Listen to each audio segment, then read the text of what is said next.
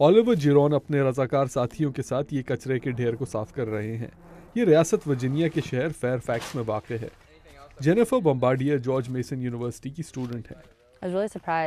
मुझे हैरत है कि कितना कचरा यहाँ पड़ा हुआ है। इन रजाकारों को मॉरीन जोएन ने फेसबुक की मदद से जमा किया। मॉरीन एक मुकामी माहौलियाती तंजीम के साथ काम करती हैं।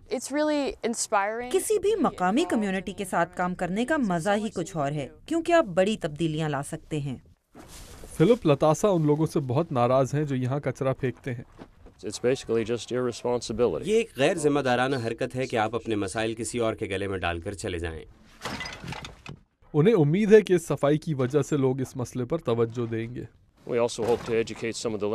हम प्लॉट के मालिकान को भी ये समझाना चाहते हैं कि अगर वो इलाके के गिर्द फेंस या झाड़ियाँ उगा दें तो लोग वहाँ नहीं आएंगे, और एक ऐसा साइन भी लगवाएं जिस पर लिखा हो कि यहाँ कचरा फेंकना मना है।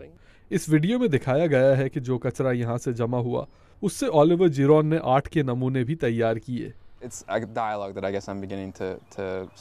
ये एक ऐसा मुकालमा है जिससे मैं चाहता हूँ कि वो अपने कचरे को एक नए अंदाज में देखना सीखें।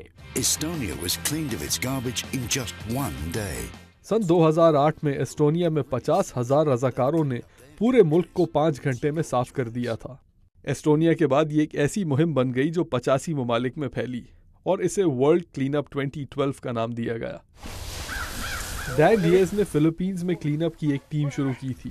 वो फेसबुक पर मुलाकात करने के बाद अमेरिकी रियासत वर्जीनिया में होने वाली इस काविश का हिस्सा बनने के लिए पहुंच गए।